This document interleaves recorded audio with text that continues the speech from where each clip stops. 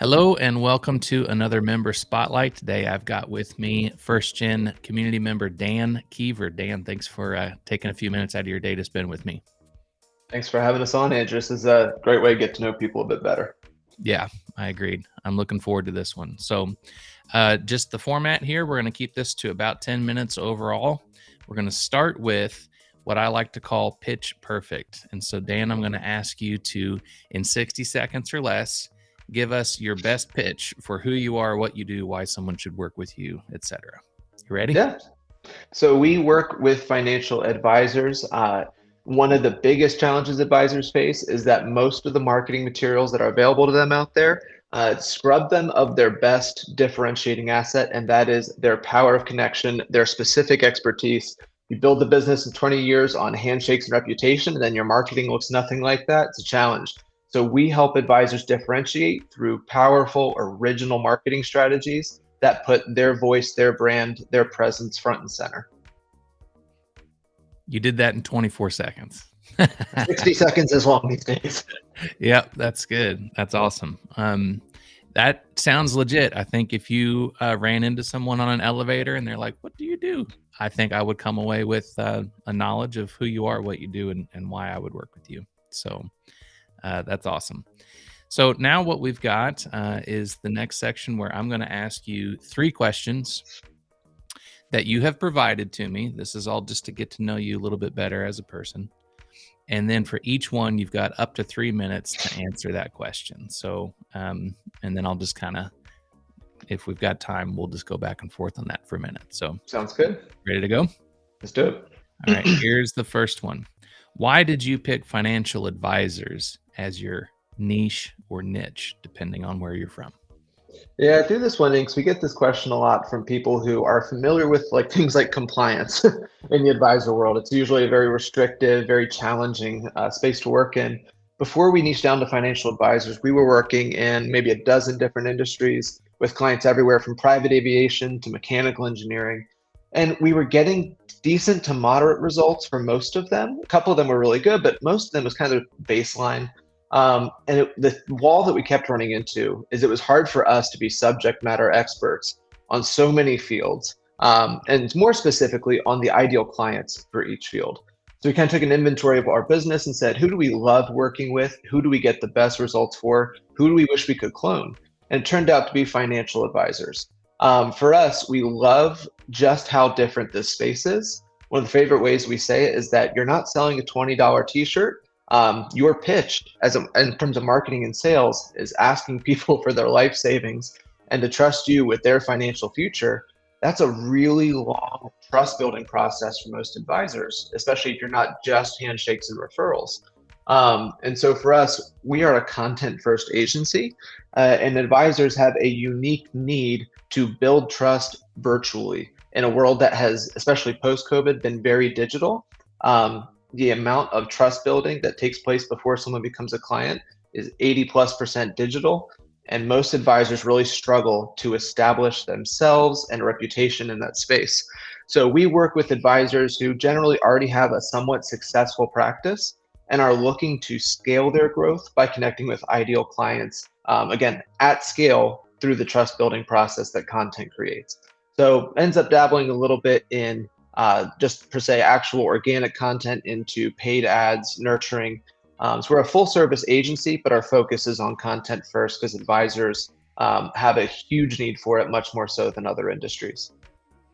Yeah, that's really interesting. I mean, I can imagine that pre-COVID, how did you word it? Handshakes and something else? Handshakes and reputations. Handshakes and reputations. Yeah, I imagine the majority of financial advisors, that's kind of the MO. That's the standard way of Mhm. getting new business. And even retaining existing business. People don't come into your office anymore. So Right. most of your touch points are digital and not necessarily on a direct Zoom call. So a lot of your relationship building for retention is digital, and advisors need an intentional strategy in that space.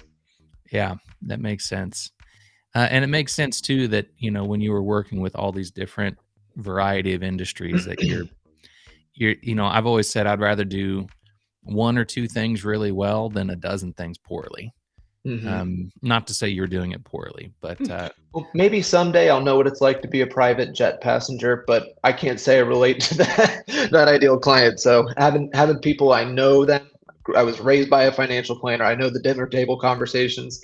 It's been good to connect with people that I resonate with on a more personal level. awesome. Well, let's keep killing it together in first gen, and you'll be a private passenger before too That's long. right. So, Take the whole gang with. all right, good deal. Here's the next question. How is that different from what most people are doing? Yeah, so I've gotten to know a lot of people in the advisor marketing space. It's definitely a smaller pool than I think the general agency space or some other industries. There's a variety of per se marketing philosophies that are in the space, but a couple dominate it. And so there are some big players that have done a fantastic job making higher quality marketing available to marketers broadly. Things like content libraries, things like this. I think the challenge is that a lot of advisors have made the assumption that all you need is a pre-written content library and you have a more personalized brand. It is absolutely better than I think where the industry was before. Mhm. But for advisors that are more aggressive, there's a gap there. I was on a call with an advisor last week, and he just reiterated something he told me in his first call as a prospect was the two or three agencies that they had worked for or worked with before us. He's like, look, we built a successful business without digital marketing. We plug in digital marketers, and all the things that made us successful just disappeared. In terms of our digital presence, people love us when they meet us, but no one was loving us from our digital marketing. Mm. And so for what we do, it's almost kind of a mix between a marketing agency and a personal trainer. We get advisors involved in their own brand, not in a time consuming way, but there has to be an element of your face and your voice is what you use to build trust. You can't just sign your name on someone else's homework, right? And so we've created a system to help advisors put a little bit of time into their brand and get a massive amount of ROI back as far as brand saturation and brand quality. And so the result is most of our clients start hearing phrases like, I've seen your videos on LinkedIn the last 6 months, or one of your clients forwarded me a personal video that you sent to them, and I just can't imagine my advisor doing that. So stuff like that, we're taking people from the done for you 100% model to building a process and system that leverages, like I said, your best asset as an advisor, which is your expertise, your brand. So that's a little bit of where we differentiate from what is probably the most prominent strategies in the advisor marketing space. Yeah, and I that kind of resonates with me because I think it's becoming obvious to people when you're getting content that comes from just a big content library, like Mhm. you can sniff that out really easily, I think, as a consumer. Which it's funny, I'll make a note here because like we use some of that content in our advisor strategies. We actually like they've done amazing things for the advisor space. Mhm. But if you hear the people who are putting these content libraries together, they're telling advisors, and you need to customize this, and you need to put your face on this. They're not saying just plug and play without touching it, but Mm. it's kind of the path of least resistance. A lot of times now that everyone has access to this, like you said, I've seen 5 advisors post the same title, the same picture, everything. Right. And it's like you guys went independent to decommoditize your brand. And now we're all kind of commoditizing because of convenience. So like again, love what some of these big companies have put together to just raise the quality of what's out there. And we're all kind of pushing together. We need to do more. Our service model is around serve a few with a lot more originality, and provide kind of at scale entry level to most advisors. Nice. Yep. Important to find that strike that balance. All right. Mhm. Third question. What's a part of your daily work life that you wish you could do way more of? We're working on this. My dad always wanted me to become a financial advisor with him, and I like to say that I wouldn't want to trust me with my financial plan. I'm not a detailed person. I am the visionary side. I look in 2 years, 5 years down the road and trying to figure out a path there. So we recently hired a project manager that's been like taking to keep the wheels on the bus off my plate. I love creative campaign strategies. So it's one of those, if I could build, call it the Super Bowl commercial. Every brand needs a Super Bowl commercial. If I could build your tip of the spear, best expression of your brand all day, every day, that's what I would want to do versus filling content calendars and that kind of stuff.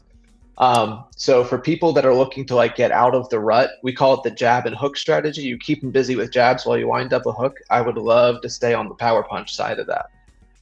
That's cool. I love the analogy, the boxing analogy, and yeah, I get it. The creative part of it, being able to make your Super Bowl commercial. That's a pretty cool concept. So, do you get to do much of that throughout the day right now?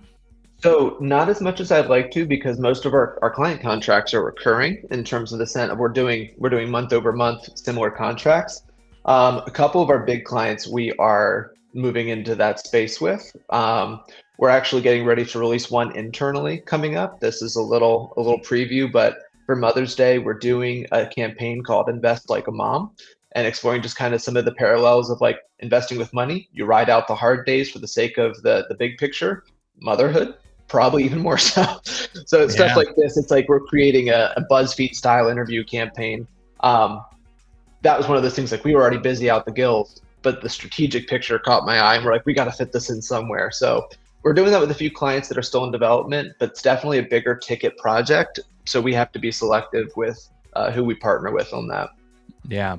Does that make sense to do something like that on the front end of a new relationship for you as a client? Like lead Fully with something big? depends on what they have existing. I like to say with we actually don't recommend ads or big campaigns to most of our clients until we have a consistent relationship on the organic marketing. It's kind of like if you run a big ad campaign, but none of your organic marketing or nurturing is really consistent. It's like inviting someone over to your house for a party while it's not really built. Like Mm. you're kind of like, hey, come, especially for financial advisors, your nurturing window is much longer. People aren't giving you your money the first time they see your ad. Um, and so if you are facilitating this outreach via ad or a big project like that, creative project, you have to have the nurturing piece in place in order to convert that into actual money. Big ads with no nurturing is absolute waste. All right, good deal. So we got a little piece of free strategy out of this. So that was awesome. All right, well, Dan, thanks so much, man, for taking a few minutes out of your day again to share this interview with fellow members of the First Gen community. So just to kind of wrap things up, we've got this last section here, this call to action. So you want to talk about, by the way, Yeah. the link that you see in the video is going to be included in the post below. But tell us what that link is taking people towards. Yeah, so this is actually a key part of our strategy. It's not exact, I wouldn't call it a secret sauce. Anybody could do it, but because anyone could do it, we want people to get a taste of it. We call it our Costco free sample. This is actually the process that we use to help advisors create original content without like filling up their calendar. It takes about 10 to 15 minutes of your time on the front end as an advisor. And the best part is any member of your support staff, even very not creative ones, can follow the process to create the rest of it. So at a high level, it's taking a 10-ish minute raw video. You can stop, you can start, you can mess up. And then the 5 or 6 pieces of the process after that, turn it into a polished video, a transcribed, edited blog, email marketing, social media marketing. And your 10 minutes handed off to a support person can give you 2 weeks worth of content with your face and your voice all over it. So that's the kind of stuff, right? We want to help advisors do more of that. You can DIY it, and this process will show you how. And then if you want to have a little bit more involved strategic guidance, that's where our relationship really comes in. So you can check out that link. It is a lead magnet, it's gated, but if you don't like lead magnets, that's totally fine. Just shoot me a message and I'll send you there's a PDF and a video that go together. Awesome. So they can just send you a DM right there inside the community and you'll get it over to them. Yep. If you want to create more original content in a lot less time, this is how we do it. Awesome. All right. Well, good deal. Dan, thank you so much for taking a few minutes again today. And hopefully this gives everybody who watches it an opportunity to get a sense of who you are and what you do. And we look forward to seeing you inside the community on our next event. That's right. Can't wait to see everybody else's speed dating profiles here. That sounds good, man. Thanks again. Talk to you I'll soon. see you.